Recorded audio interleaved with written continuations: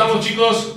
A todísima madre, muy contentos de estar nuevamente y de presentar a nuestro querido Lalito Aguilera, que se nos incorpora a partir de este episodio. Al otro lado tenemos a mi querido Oscarito. ¿Cómo están? Al 100 y acelerando. Y subiendo. Sí, los veo bien animados. Después de la plática constructiva que tuvimos hace rato, creo que es buen momento para iniciar con todo este podcast. ¿Cómo está Lalo? Muy bien. ¿Tú, Lalo? ¿Todo bien? Otro Lalo. Decía que somos dos Lalos. No me dejan cambiarlos por apellidos. Rivera Aguilera. Por favor. Bien. Pues bien, contentos con este tercer episodio, ¿no? Ya vimos el primer episodio que dimos la bienvenida de lo que vamos a hacer. En el segundo hablamos un poquito del tema de fondo de emergencia. Y bueno, creo que es importante también hablar del garrafón de Electropura que trae el Oscar ahí en la parte de abajo Que está a dieta y le dijeron que tenía que tomar agua, pero creo que exageró un poquito. Son... Ay, ¿cómo? Porque le dura una semana. Sí, exacto. No sé, ¿sabes qué? Le dijeron, se acordó del chiste del cubano que dice, tengo hambre. Tómate un litro de agua. Y le dice, dale agua. Y entonces le dan un litro de agua, ¿no? Y regresa y tengo hambre, denle otra agua. Y le dan otro litro de agua. Es que tengo hambre, otro litro de agua. Y así hasta el 5/6 del litro de agua. Y dije, ¿tienes agua? No, ya no tengo hambre. Algo así, ¿no? El remate era, ¿tienes hambre? No, ya no, ves, lo que tenías era sed, ¿no? Bueno, algo así. Oscar piensa bajar de peso. Qué bueno que te dedicas a los seguros. Qué bueno. Oscar piensa bajar de peso con esa misma técnica correcto. de ese ancestros cubanos. No sé tú, pero yo no podría con un garrafón de esos a menos que trajera un chupecito ligero, un ginebrita, o ahí sí, ¿no? Un scoop de proteína al menos. ¿Cuál debe, no? Para el día.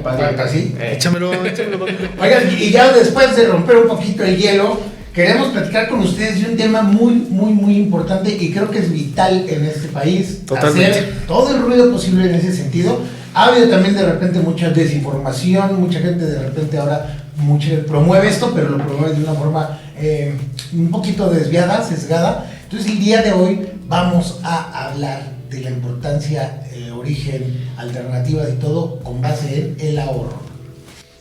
Que es un tema sesgado por diferentes opiniones, pero realmente el país considero que es un país ahorrador, pero si bien es cierto, también es un país que le encanta de ver billete, ¿no? Y aquí vamos a empezar a platicar un poquito de los antecedentes, o sea, cómo se forma, cómo nuestros ancestros nos miran hacia el dinero, cómo es que nos llevan y hoy cómo lo vemos. ¿Qué relación tenemos con él? O a lo mejor lo podremos hacer de manera personal, ¿no? Sí, Aquí totalmente. platicar nosotros de manera muy rápida y breve, Sí. pues cuál fueron como nuestros antecedentes con el tema del ahorro, o sea, qué vimos en casa. Entonces, pues tú, Lalo, ¿qué viste en casa con respecto al ahorro? Digo, como diría mi abuela, ¿no? Para empezar por el principio. Entender qué es el ahorro, ¿no? Sí. Entender que el ahorro pues es una acumulación de capital, un peso sobre peso, el estar acumulando hacia una cierta meta, hacia un cierto fin. Honestamente, y dedicándome a esto y tomándolo en un tema personal, siempre yo en las pláticas que puedo tener con las personas, híjole, se va a escuchar algo raro, pero sí les doy un poquito la razón en ese aspecto en que nos cuesta tanto ahorrar. ¿Por qué? Porque a final de cuentas yo viví una infancia como creo que la vivieron muchos de ustedes o algunos, no sé cuántos, o de las personas que nos están viendo, donde difícilmente veíamos el tema del ahorro y difícilmente veíamos el tema de hay dinero. Porque normalmente, y a mi experiencia lo que me pasaba era que cuando ibas a la tienda, que cuando ibas a algún lugar, siempre era, oh, quiero esto, quiero comprar esto. Y la respuesta de los mayores era, no, porque no hay dinero, ¿no? Y fuera de ello era, no porque tenemos que ahorrar para irnos de vacaciones, no porque tenemos que ahorrar para pagar ciertas cosas, para pagar conceptos básicos como luz, predio, agua, etcétera, todos los servicios. Y de ahí es la percepción que yo tengo del ahorro. Y es la percepción que creo que tenemos la mayoría de los mexicanos de la dificultad para poder generar un ahorro, ¿no? Yo el ahorro lo defino en una sola palabra como dificultad para, así, literal, poder hacerlo. ¿En casa ahorraban? Sí. ¿Poco, mucho? Mucho. Yo tengo una familia, papá, mamá, que pues hoy tienen lo que tienen porque tuvieron una infancia con, pues la verdad, una situación económica muy complicada. y obviamente con el paso del tiempo que empiezan a tener una acumulación de capital, mi papá, se los puedo decir, mi papá es la persona más ahorradora del mundo, es la persona que tiene un fin y hoy pues, a lo mejor tiene 2, 3 casas, hace diferentes cosas, pero todo era no gasto porque se puede acabar y lo tengo que ahorrar y lo tengo que acumular. Claro. Ya hablaremos de los medios. No es el más conveniente el que lo ha hecho mi papá o el que actualmente lo utiliza, pero totalmente nos ha fomentado esa parte de ahorrar, ¿no? Vienes de una familia que ahorra. Sí. ¿Tú, Oscar?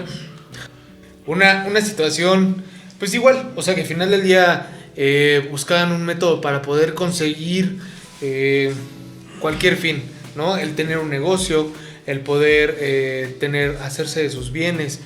Sí había un inculco por el tema del ahorro, pero difícilmente pudiéramos culminar con alguna meta. Siempre se veía truncada de alguna manera. Entonces, creo que por este lado nos tocó aprender más en la calle, por así decirlo, en la vida diaria, que propiamente el inculco por parte de los padres. Yo los amo, los adoro, son mis papás y todo, pero seguramente eso también se mamó de casa, ¿no? Es algo que traen de generación en generación. Claro, sí. ¿Tú, Ponchito? En mi caso yo viví como algo muy contrastante. Mis papás los dos trabajaron desde que tengo memoria hasta ahorita. Mi mamá todavía sigue trabajando.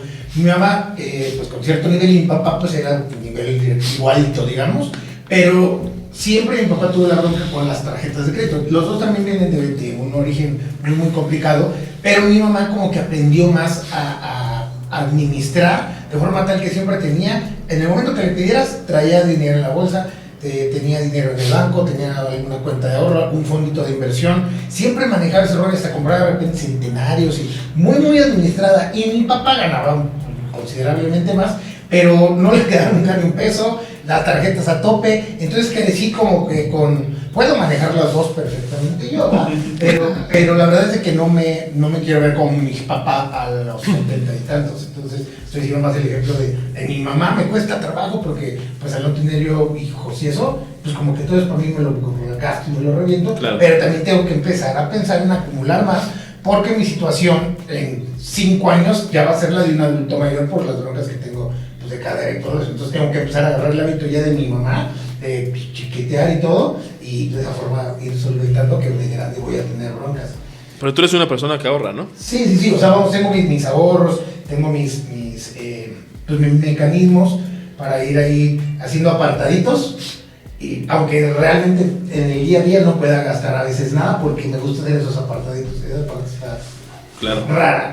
Ahorita que mencionaste lo de tu mamá, amigo, me sonó al típico ejemplo de las mamás en México, ¿no? De aquellas donde el papá ya no alcanzó el presupuesto para algo, una y mamá salvaba. Y la mamá era la que bajita la mano que decía, órale, te va, ¿no? Para que acabes. Porque aparte mi papá siempre dice, ¡chin! Tenía que pagar la tarjeta la semana pasada. Mi mamá no sé cómo le hace que agua, gas, luz, predial, todo eso lo paga por Altela desde el 1 de enero. ¡Frum! Ya. Y lo demás lo va solventando, administra muy bien las compras. No, organiza hasta las caducidades por las latas de sardinas de atún. No, un orden muy cañón. Yo puedo a veces, si me meto en disciplina, llegar a ese extremo. O también, si entro en plan de papaye, me convierto en mi papá automáticamente. y o sea, me doy en la torre todo lo que traiga. O sea que traes varias personalidades. Sí, pues traigo ahí la dualidad. El yin y el yang. Súper bien. ¿Tú, amigo, cómo lo llevaste en casa? No, fíjate que yo sí vengo de una familia extremadamente ahorradora, que desde muy pequeño me inculcaron inclusive el tener mecanismos propios de instituciones financieras donde yo ahorraba. Entonces yo empecé a ahorrar como a los 5 o 6 años en una cuenta que se llamaba Bancrecer, que era una libreta, que era el libretón de Bancrecer, que después se hizo Vital y después de Vital se hizo HSBC, pero bueno, en ese entonces era una libreta en la cual tú llevabas al banco e inclusive de la libreta te permitía poner el plazo en el que tú querías tener tu dinero. Entonces desde ahí yo ya sabía desde muy morrito que era un plazo, que era un pagaré, bien, a cuántos días, esto, lo otro, cuánto dinero iba metiendo. Mis papás tuvieron la fortuna o la desfortuna, dependiendo de cómo lo quieras ver, que ellos nunca tuvieron como prestaciones por parte de ninguna institución o una empresa que los manejara a través de nómina, porque siempre tuvieron negocios. Entonces ellos siempre tuvieron que ver sus propias prestaciones, inclusive hasta, por ejemplo, temas como de gastos médicos, etcétera, etcétera, ¿no? De esa forma yo creo que tus papás hicieron algo muy padre. De esa forma supieron, y yo te respeto en cuanto a orden financiero y todo, la verdad, Eduardo es muy organizado. Yo creo que tus papás supieron algo donde cojeamos en este país. Y les habla alguien que sabe cojear.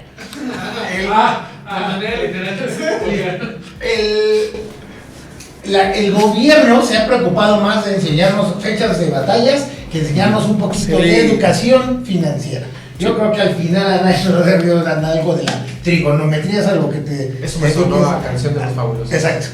Sí, y fíjate que eso hace mucho sentido porque yo ahorro de manera ya sin el respaldo de mis papás, porque yo en los negocios de mis papás pues me pagaban por ir y apoyarlos, e ir a cargar botes de pintura y etcétera. Cuando yo ya me incorporo al mercado laboral, que fue a los 15 años, yo ahí empecé, desde ahí hasta la fecha, ahorro todos los meses de mi vida financiera, que he pasado por malos momentos, claro, pero siempre el ahorro me ha sacado adelante. Entonces en mi casa sí fue un tema muy estructurado de ahorra, y que a diferencia de mi hermano, que este cuate no ahorró nada hasta que se empezó a dedicar a esto, que también en algún momento lo invitaremos aquí a que nos dé su testimonio, pero yo sí siempre fui un cuate muy organizado en el tema de finanzas, del tema del ahorro.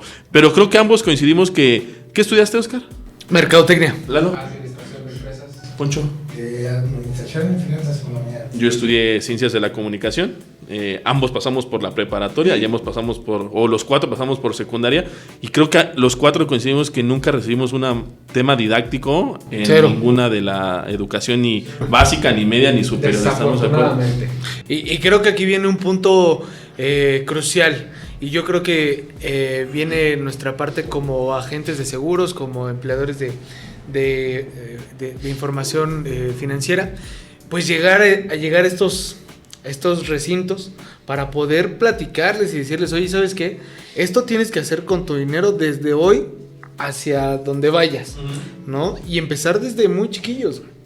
Es que ahí se define otra cosa y podemos ir pasando al siguiente punto. Esto que dice Oscar se siente como que tienen que empezar a hablar desde chavitos pensando en el futuro, siempre en el futuro. Claro. Pero ¿dónde tiene una adolescencia de cultura el mexicano? Y el mexicano en todo el país. Para las cosas a corto plazo, no sé cómo le hacemos que sí logramos el ahorro.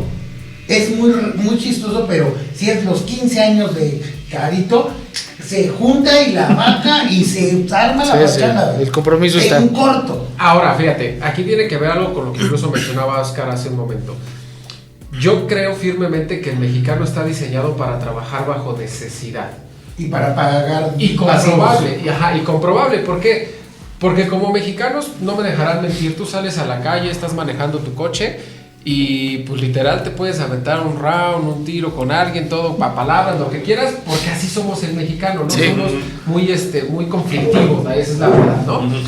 Pero ¿qué pasa cuando hay un terremoto, cuando existe una tragedia? Somos los más solidarios, estamos diseñados a trabajar bajo ciertas necesidades, y en la parte del ahorro sí sabemos cómo emplearlo, emplearlo, pero desafortunadamente la gran mayoría de nosotros lo hacemos mediante una necesidad de pagar un crédito hipotecario, de pagar un crédito automotriz, de pagar un préstamo bancario, de embarcarte con un enganche para las vacaciones y de ahí decir, ya lo tengo y ahora sí, y como dices, sale.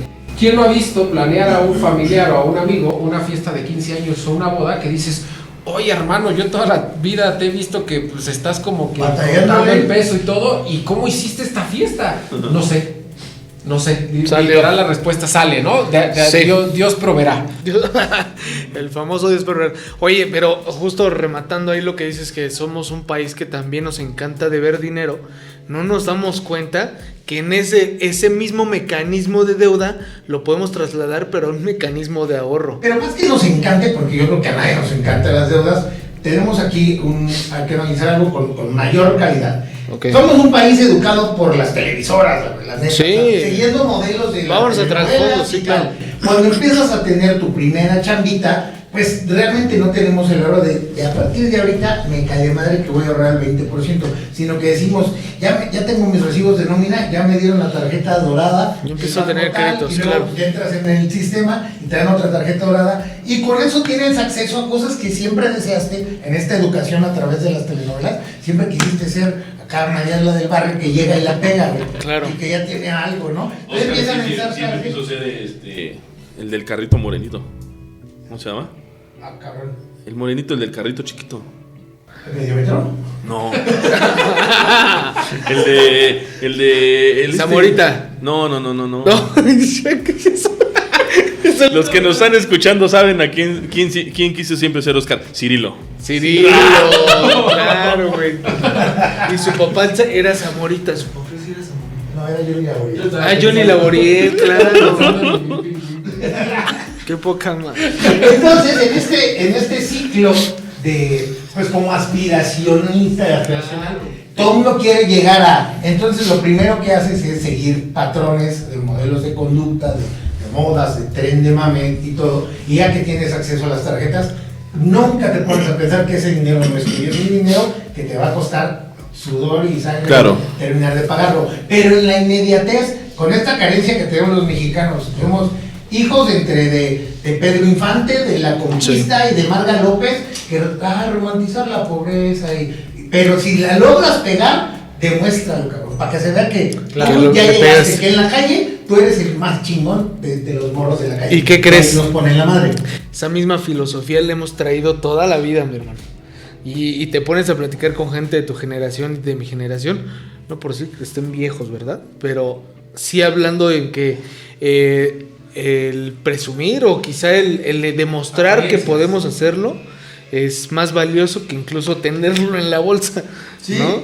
¿Estás de acuerdo? Ahora, tocaron un tema importante, creo que por ahí estaría padre continuar esto. ¿Cómo se define un ahorro, no? ¿Cómo definimos un ahorro? Creo que hay como ahí un tema que podemos desglosar en esa parte, ¿no? Sí, bueno, lo podemos definir o lo puedes definir como por objetivos, lo puedes definir por montos, pero creo que el más común es por el tiempo, ¿me explico? Que puede ser corto, mediano o largo plazo, ¿no? Que como lo mencionamos así, corto, mediano y largo plazo, nos cuesta más trabajo entenderlo, ¿no? O sea, tú le hablas a una persona, ahórrate 25 años y te dice, no manches, o sea, eso es imposible, ¿me explico? O sea, es un gasto, ¿no? Pero no le dijeras, embárcate con la renta de tu celular 15 años, que es lo que llevas pagando de una renta de un celular, de un aparato 15 años, porque ahí no lo ves como un gasto, ¿me explico? Claro. Entonces creo que es importante ayudarlos que nos escuchan a saber qué es corto, qué es mediano y qué es largo plazo, ¿no? Hasta un año lo definiríamos como corto plazo, entre 1 y 5 años sería mediano plazo, y de 5 en adelante ya sería lo que se define largo. De bote pronto, ¿no? En lo personal, mediano plazo, a ver, cabrón, me quiero ir al mundial. Exacto. Quiero estar en el mundial en el 2026 y desde hoy quiero empezar a llenar ese jarrito, ¿no? Para poder estar ahí.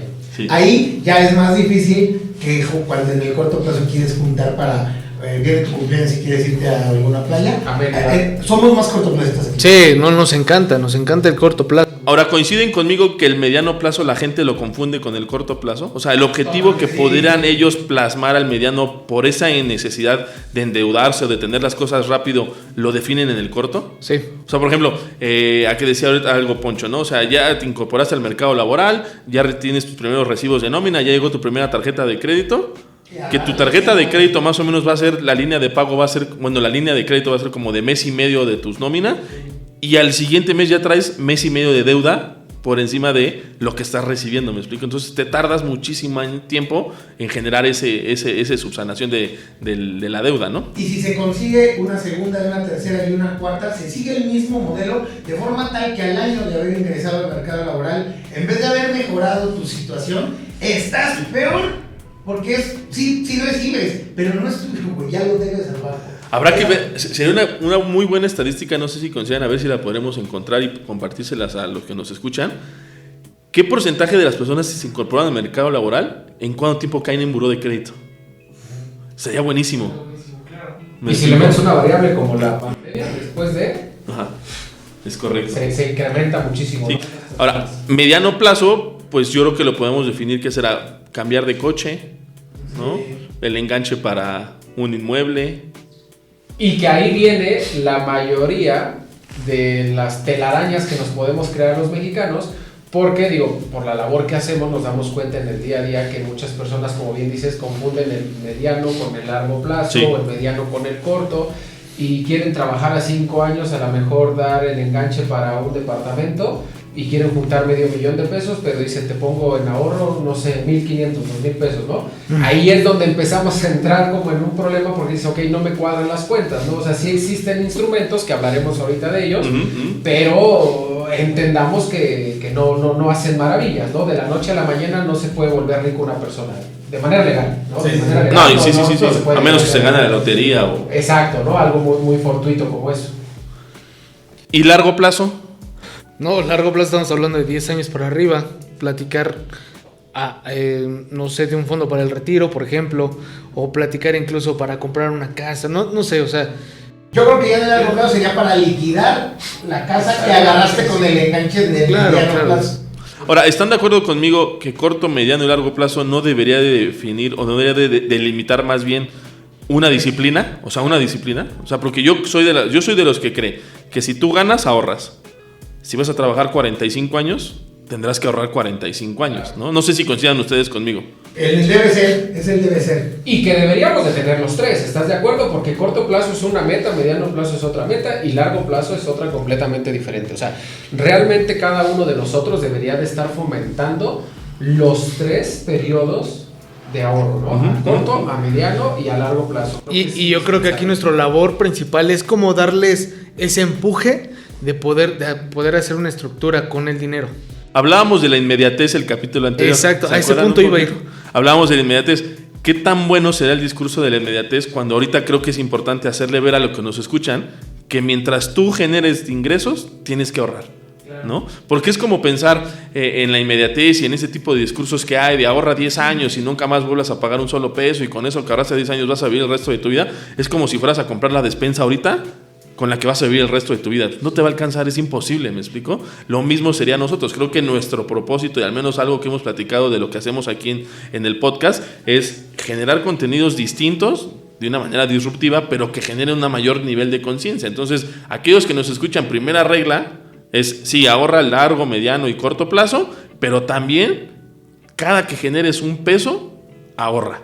Cada que generes 10 pesos, ahorra. Cada que generes 20 pesos, ahorra. ¿Me explico? Es la única forma en la que vas a poder tener una mejor forma de vida, creo yo. Por ahí escuché una frase que dice, si no puedes controlar un peso, mucho menos puedes controlar 100 y nos vamos a los 100,000 y al millón y...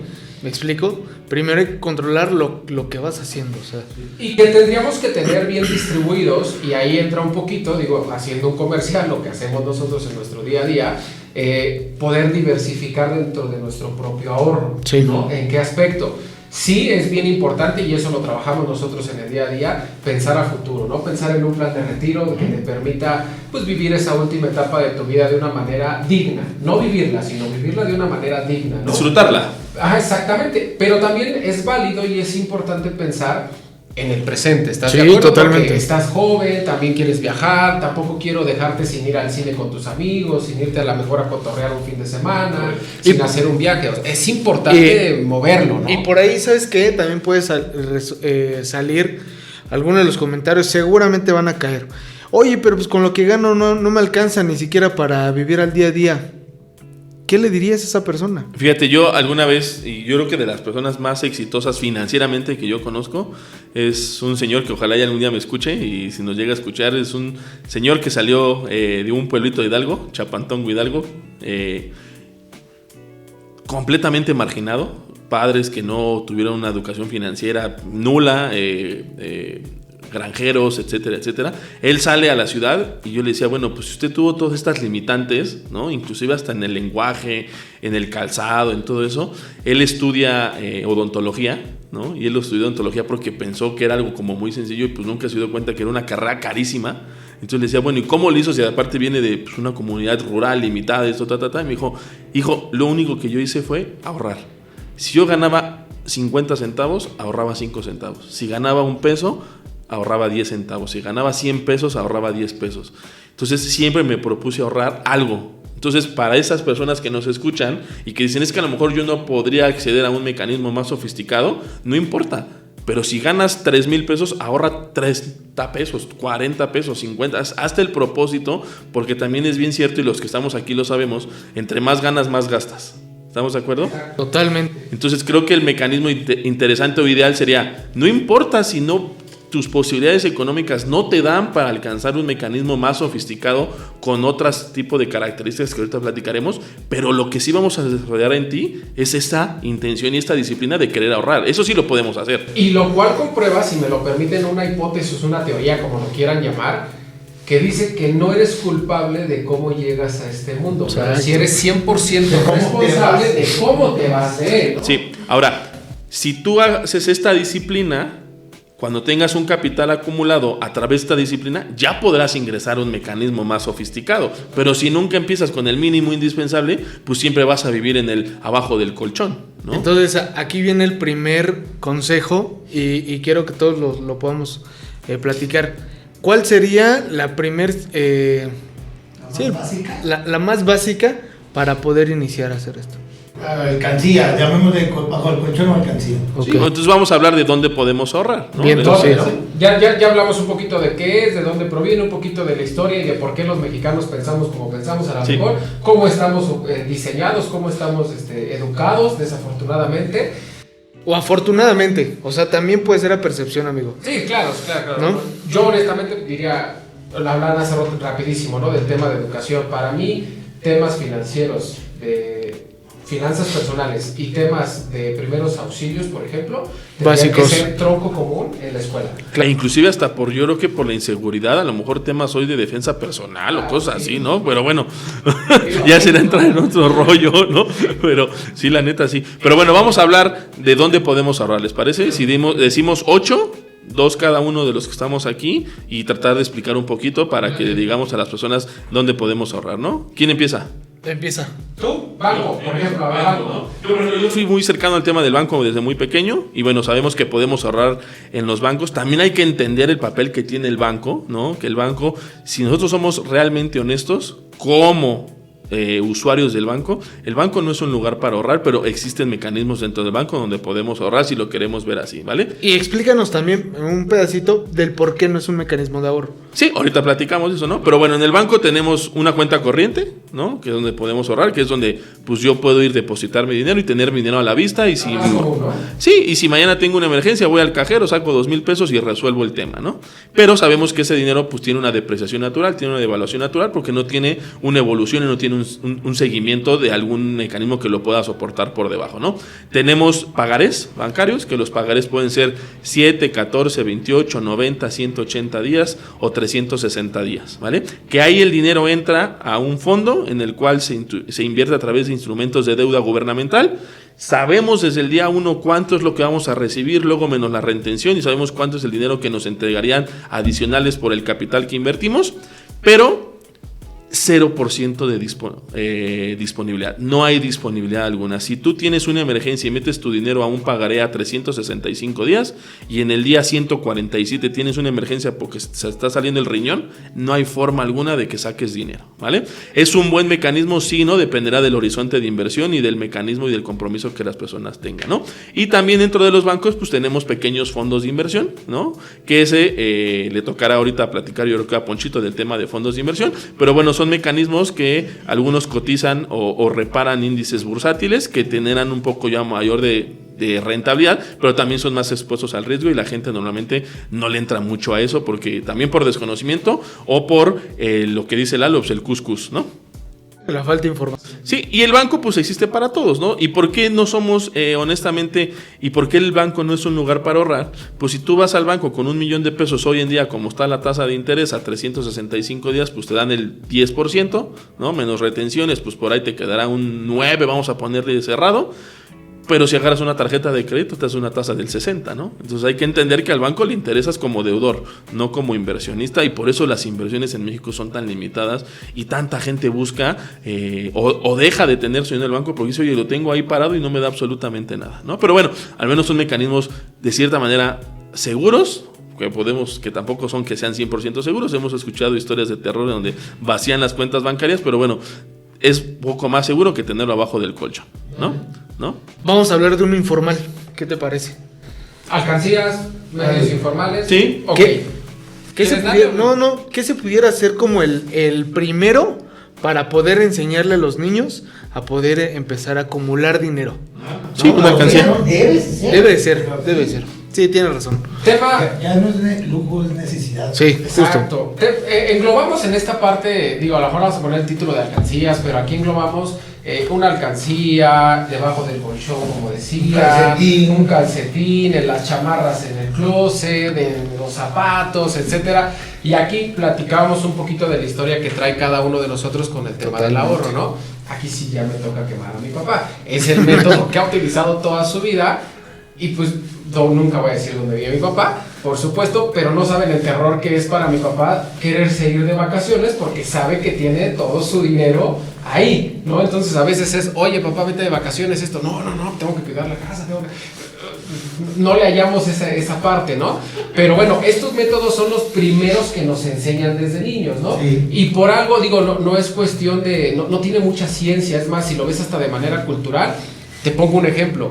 Tú llevas a Mate a una feria, a los jueguitos de globos, a los jueguitos de azar, ¿qué te regalan? Una alcancía de un personaje, ¿no? Es como algo aspiracional que en ese momento es, quiero llenar mi alcancía, quiero estarla llenando. Hablemos de riesgos. ¿Tiene riesgo tu dinero ahí? Pues el riesgo de la devaluación, que pues ese lo tienes latente en el día a día, ¿no? Riesgo de robo, hasta de un incendio y ya se quemaron tus bienes. ¿Quieres otro riesgo? Tener un hermano como Eduardo Aguilera, ¿no? Ya me voy a quemar porque hace años tengo un hermano mayor que tenía una alcancía enorme, la famosa alcancía de las ferias del tarro de cerveza. De Piolín. Mi hermano siempre ha sido mega ahorrador. Y pues le echaba. Pero pues tenía un fondo perdido y ese fondo de perdido era yo.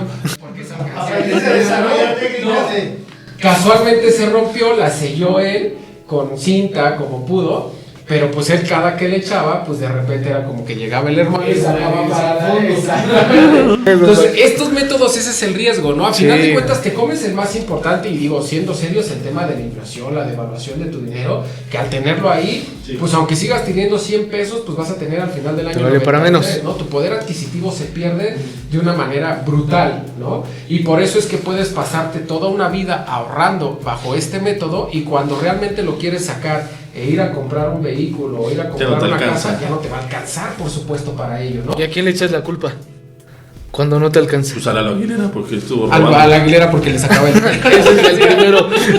No, le echas la culpa al gobierno cuando realmente no tenías tú la información para tomar decisiones. Exactamente. Entonces, eso es un método muy tradicional, muy casual, que todos conocemos, con el que quizá todos empezamos a intentar ahorrar. Pero sí, hoy, hace rato que compartías el tema de la tarjeta, hoy mis hijas tienen su tarjeta bancaria para empezar a ahorrar, porque es lo más accesible, ¿no? Porque va de a poquito, ¿no? Sí. Es como el enseñarles el camino. Claro. Creo hoy que sí sería un error seguir fomentando, así como podemos pasar cosas buenas de generación en generación, también hay cosas que debemos de ir modificando, ir cambiando para que los... Sí, quitarlas de tajo. Exacto, o sea, vayan modificando esa parte por el bien de ellos, ¿no? No tanto por el bien de nosotros. Sí, entonces, en ese tema de alcancías, pues creo que hay un riesgo mayúsculo, simplemente por el tema de la devaluación, ¿no? Pero pues desafortunadamente es el que aprendemos de manera inicial. Cierto. Luego, Ponchito. Yo creo que podría Oscar platicarnos algo, no sé, como de las tandas o esto. Ándale, ese mecanismo también es muy bueno y muy defraudante. Juana. Es que le podemos llamar la tanda de la tía, la tanda de la amiga, la tanda de la señora de las quesadillas, la tanda de la amiga de la oficina. Y hoy está muy de moda incluso hasta utilizar el banco como un mecanismo de ahorro para las tandas. Por ahí yo escuché, oye, ¿ya le depositaste la tanda tal? A ver, espera, ¿cómo depositarle la tanda? Para empezar, el país, no sé si ustedes sepan, amigos que nos escuchan, pero la tanda está prohibida. ¿Sí sabían eso? No. La tanda no es... o sea, es ilegal. Es ilegal. Okay. O sea, es ilegal. Sí, porque genera una acumulación de ingreso. Es correcto. Le marco a la señora para decirle que cancelas el número 2, güey. Pero también... ¿No tiene 4 números? Ándale. Pero también puede ser sin duda un mecanismo que le ayuda a la gente a poder guardar dinero a corto plazo. Normalmente ocupan estos mecanismos de ahorro para pagar lo que ya debías con anterioridad, ¿no? O para una emergencia, oye, es más, hasta se compran el número para poder tener los primeros 2 y poder salir de la emergencia. Pero sin duda es un mecanismo que difícilmente pueda tener alguna protección. Sí, porque tiene los mismos componentes, ¿no? O sea, pierde poder adquisitivo, no tiene un nivel de seguridad porque dependes de que Doña Chuy te lo regrese y además todo nace a través de, nace a través de una necesidad de algo. Les voy a contar una historia de terror que me pasó por ahí del 2014.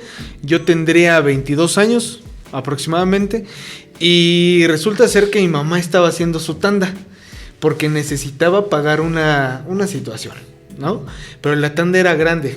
En ese momento, tener un número de 2,000 pesos, pues hablaba de que la gente tenía el poder adquisitivo para poder comprar un número de 2,000 pesos. Resulta ser que el número 6 se atrasó 3 semanas. Y ese acumulado lo estaba poniendo en la bolsa de mi mamá. Llegó un punto en el que se le desbordó de las manos la situación. Esta señora ya no le contesta. Y quien estaba amarrada a pagar esa deuda, ¿quién creen que era? Mi jefa. Entonces, ¿sabes qué hice? Y bajo la ley de Herodes. Exacto, güey. Que es la más difícil, ¿no? Totalmente. Totalmente. Y me habla, oye, ¿sabes qué? Tengo este problema. Hoy ya no puedo pagar 12,000 pesos de medio número de esta persona. Necesito buscar un auxilio. Y de ahí Oscar perdió un riñón. ¿Y qué crees? No, pues desde ahí empieza el tema otra vez, buró de crédito, lo que platicamos hace rato. Y fue a conseguir 12,000 pesos, Oscar, a los 22 años, a una institución no bancaria en ese momento. Otra informal. Electra, vamos a hablarlo, que ahorita quiero tocar ese punto un poquito. Y desde ahí empezamos con ese mal tema buró, de buró de crédito. De buró de crédito. Y si es Electra, seguro lo sigues pagando. No, se pagó a 2 años esa deuda.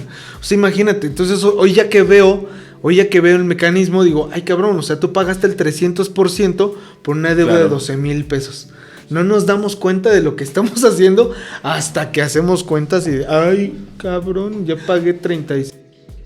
Bueno, ahora uno formal, Ponchito, fondo de inversión. Ahorita que hablamos ya de lo que es bancos, alcancías, tandas, etcétera, cuando brincamos ya a lo que sería fondos de inversión, estamos ya buscando que el dinero que tengamos dentro te genere un rendimiento, que se te ponga a trabajar tu dinero. Hay mecanismos tanto de opciones de renta fija, que puede ser deuda gubernamental, los CETES, la tasa de Banco de México, etcétera, o algunas alternativas con volatilidad y que implican algo de riesgo, pero que en el mediano y largo plazo te pueden dar muy bonitas sorpresas si sabes apechugar cuando suben y bajan. Ahora, estos fondos de inversión hay de todo, porque estamos en México, existen instituciones de una calidad y un prestigio súper respetable que son muy centradas y muy congruentes en lo que te ofrecen, y hay algunas compañías que te van a ofrecer el 400% anual, que es donde debes de tener cuidado, porque uno, siempre cuídate de quien te diga que te garantiza un rendimiento tal. Si estás ya sujeto a variaciones bursátiles, nadie puede garantizarte, porque nadie es Nostradamus. Si te garantizan, y aparte son rentabilidades de 3 dígitos, ten mucho cuidado, porque lo más seguro es que sea un fraude o una estafa piramidal. Entonces deben de tener mucho cuidado con esto. Sí se gana más en un fondo de inversión que tenerlo en una alcancía o en tu banco, obvio. Implica riesgo, sí, pero un riesgo manejado, porque también son administradoras de fondos de inversión, pero también son gestoras del riesgo. Uno sabe cómo evaluar. No te voy a meter ahorita que te pongas a invertir en Rusia por las broncas que trae, obviamente. Entonces los asesores deben de ser muy congruentes en este sentido, y nunca te fíes de nadie que te diga garantizado 400%, y ve el testimonial. Yo ponen 2 testimoniales de 2 actores que lo van a decir perfectamente. Ahí es donde entra mucho el riesgo, que la gente no quiere meterse un poquito ya a estos instrumentos más sofisticados, y seguimos en la cultura primaria en México de la alcancía, del ahorro. Tu papá igual y por eso no quiere entrarle a un fondo de inversión o algo, y la pura madre. Aparte, aquí tengo toda la liquidez, que meto la mano al cajón. Exacto, y saco para lo que quiera. Exactamente. Pero que también en esta cultura que estamos platicando de la inmediatez, mucha gente expresa de este tipo de mecanismos porque se dejan llevar a cabo, La se dejan desinformación. sorprender, ¿no? Sí. Que además coincidas conmigo, Poncho, todos esos mecanismos que ofrecen 3 dígitos de inversión, todos están sustentados o subsidiados a través de los microcréditos por debajo y después caen en cartera impagable y después se acabó el fondo, ¿no? O sea, la mayoría caen en ese mecanismo. Pero bueno, En el la fondo serie de inversión. En la Ajá. serie de Bernie Madoff, que se llama El demonio de Wall Street o algo así. Sí. Lo está al final entrevistando ya la CIA y todo, y dice, es que usted los estafó. Y dice, sí, pero ¿cómo quieres que no los estafe si la gente es bien ambiciosa? Claro. O sea, la gente quiere 400% rendimiento. Eso que no oír de mí, pues yo se los decía, y todo el mundo me traía. La realeza británica tenía incluso lana con Bernie Madoff. Imagínate. O sea, la estafa piramidal más... Una estafa grande del Ponzi, ¿no? mundo. Una Sí. estafa Ponzi. Entonces sí es bastante complicado, pero cualquier fondo de inversión puede incluso declararse en quiebra. Un banco incluso puede declararse en quiebra. Recordar a los que tengan un poquito más de edad la bronca que tuvimos en México con el FOBAPROA, se creó el IPAB, el Instituto para Proteger la lana de los que ahorran en el banco, etcétera, etcétera. Pero hay alguien que no puede declararse per se nunca en quiebra porque siempre debe tener una reserva matemática, que son las compañías de seguros. Y pasamos a un instrumento Sí. más, ¿no? Rapidísimo, porque seguramente en otros podcasts, en otros capítulos, vamos a poder hablar más a fondo, ¿no? Pero hoy en México muy pocas personas saben que una compañía aseguradora, mediante estrictamente así un seguro de vida, te puede fomentar la parte del ahorro, ¿no? Sí. Los famosos totales, los famosos planes de seguro de vida con retorno de prima básica, etcétera, puede funcionar como un ahorro al mismo tiempo que estás asegurado. No me voy a meter más allá del tema, pero hoy sí es importante que hoy la persona que está del otro lado viéndonos sepa que existen instrumentos en los cuales te puedes asegurar y al mismo tiempo estar ahorrando, que te puede permitir incluso tener una meta, ¿no? La universidad de tus hijos, algo, ¿no? Pero ojo, no es un plan educacional, no es una inversión, simplemente es un método que Y te ahora. puede servir, ¿no? La parte de los seguros, hasta ahí la dejo para que también se me queden picados para un capítulo que hablemos en específico. Un seguro de vida te puede servir como método de ahorro y en instituciones, como dice Ponchito, reguladas al 100%. Oye, volteemos a las empresas.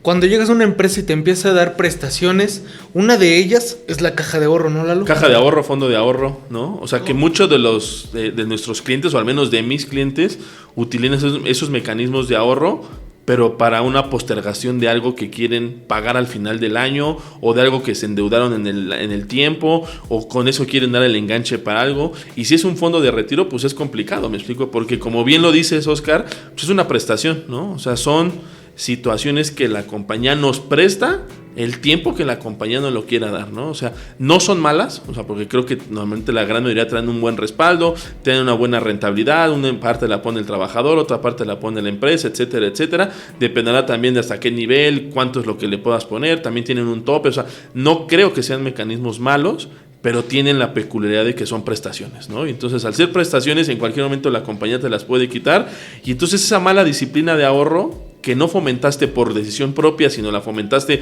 por descuento vía nómina, que ahí no te duele, cuando se acaba la prestación, ya no te sigues ahorrando y entonces esta persona ya no cae en un buen hábito del ahorro, ¿no?